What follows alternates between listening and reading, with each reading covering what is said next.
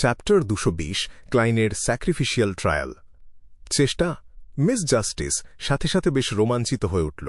সে মার্জিত আর ভদ্র ভঙ্গিতে মাথা নেড়ে সম্মতি জানাল, আমি অবশ্যই সহযোগিতা করতে রাজি। একজন স্পেক্টেটর হিসেবে তার খুব পরিষ্কার মনে আছে যে মিস্টার ফুল মাত্র দুটো জিনিসের বেলায় এই চেষ্টা শব্দটা ব্যবহার করেছিলেন। প্রথমবার যখন তাকে আর মিস্টার হ্যাংডম্যানকে এই রহস্যময় জায়গায় নিয়ে আসা হয়েছিল, আর দ্বিতীয়বার যখন তাদের একটা সম্মানসূচক নাম দেয়া হয়েছিল যাতে তারা প্রার্থনা করার চেষ্টা করতে পারে। এবং সেই চেষ্টা যথেষ্ট সফলও হয়েছিল, যার মাধ্যমে তার আসল রূপটা সামনে এসেছিল।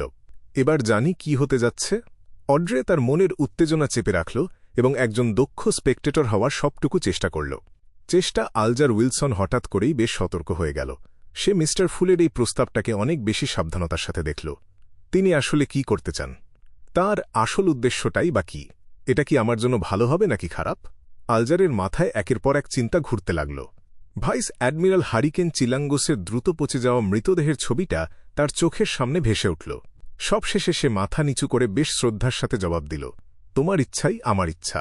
পাশে বসে ডেরিক বার্গ একবার মিস্টার হ্যাংডম্যানের দিকে আর একবার মিস জাস্টিসের দিকে তাকাল। সে ভাবল তারা কেন এই সামান্য চেষ্টা শব্দটা নিয়ে এত বেশি সংবেদনশীল হয়ে পড়েছে। ক্লাইন মোরেত্তি ব্রোঞ্জের লম্বা টেবিলের কোনায় আঙুল দিয়ে আলতো করে টোকা দিল এবং মৃদু হাসল। এই চেষ্টাটা তোমাদের লেনদেনকে আরও সহজ আর নিরাপদ করবে, আর এটা অবশ্যই যথেষ্ট গোপনীয় হবে। সে তার মাথা ঘোরাল আর মিস্টার হ্যাংডম্যানের দিকে তাকাল। খুব শান্ত আর মেপে মেপে সে বলল, দ্য সানের বর্ণনা করা সেই উৎসর্গের রীতির কথা কি তোমার মনে আছে?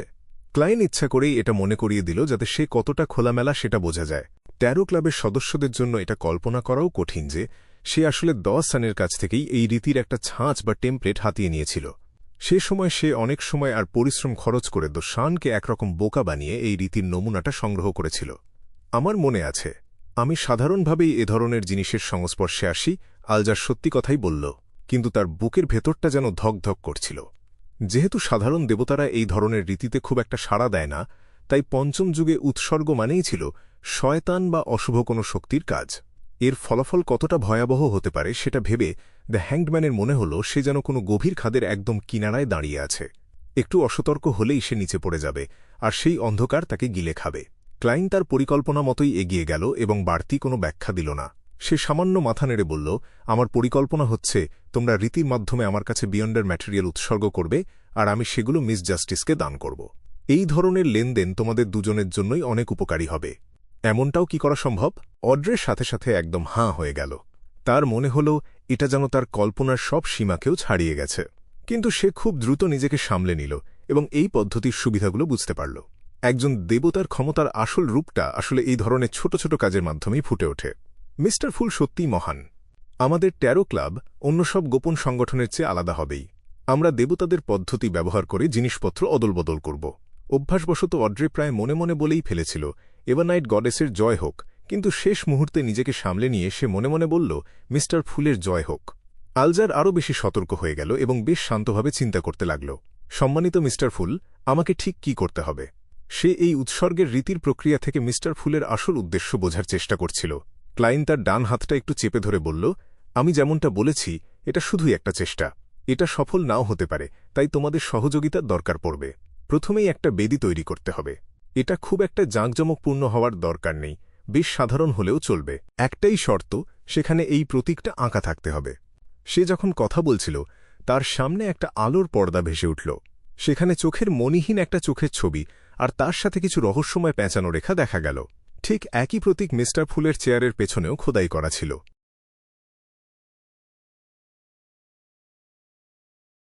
আগেও আধ্যাত্মিক কোনো বস্তু ছাড়া বেশ কিছু পরীক্ষা করেছিল ক্লাইন।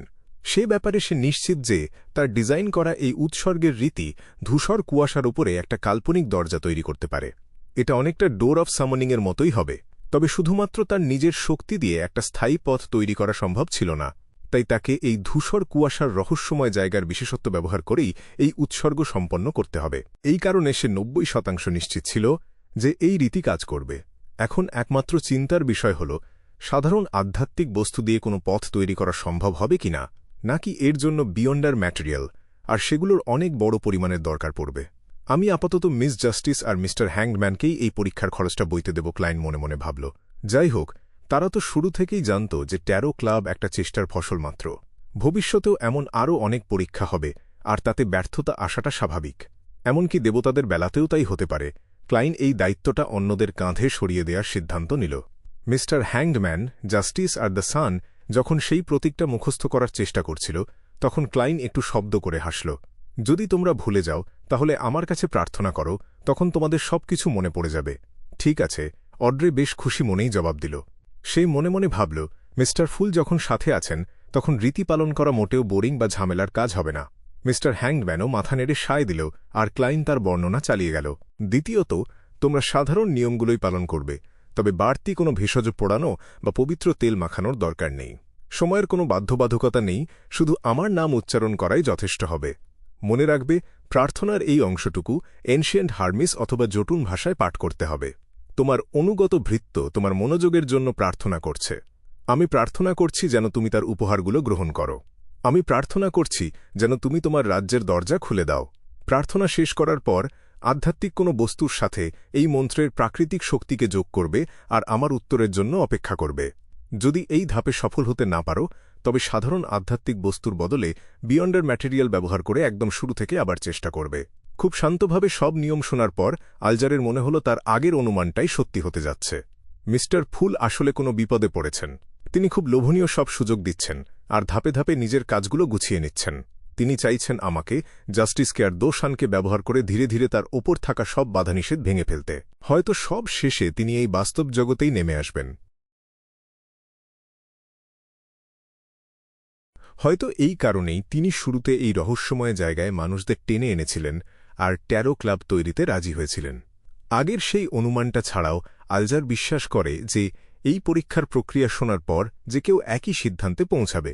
মিস্টার ফুলের আগের সব পদক্ষেপের সাথে এটা মেলালে এটাই সবথেকে যৌক্তিক মনে হয়।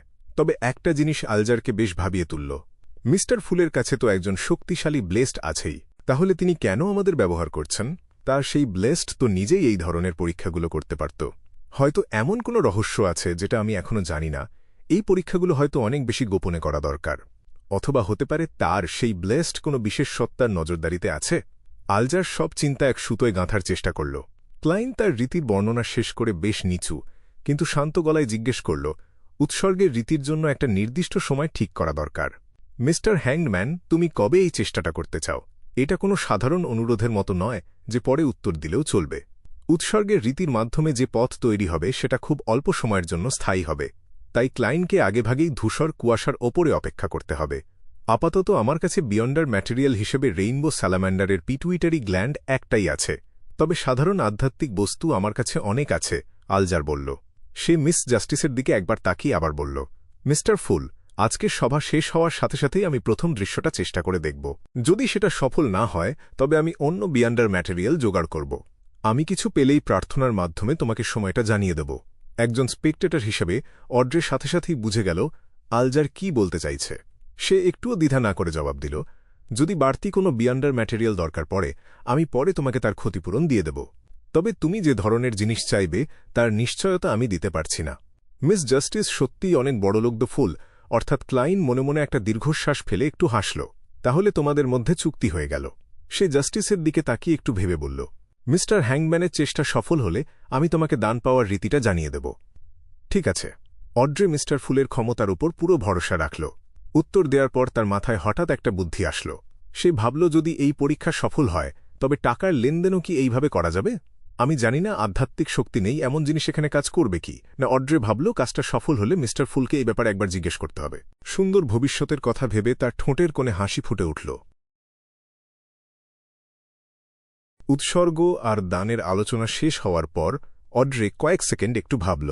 তারপর সে বলল, মিস্টার ফুল, আমি আমাদের ট্যারো ক্লাবের জন্য উপযুক্ত দুজন মেয়েকে খুঁজে পেয়েছি। তারা দুজনেই বিয়ন্ডার আর ব্যাকলুন্ডে তাদের নিজস্ব যোগাযোগ আর সম্পদ আছে। তারা গোপন কথা মনে রাখতে পারে আর তাদের স্বভাবও বেশ ভালো। তুমি কি তাদের এই সভায় যোগ দিতে দেবে? মিস জাস্টিস কি ট্যারো ক্লাবে তার নিজের দল বড় করতে চাইছে? আলজারের মাথায় প্রথম এই চিন্তাই আসল। ডেরিক বার্গ এই ব্যাপারে বেশ আগ্রহী হয়ে উঠল আর মিস্টার ফুলের উত্তরের জন্য অপেক্ষা করতে লাগল।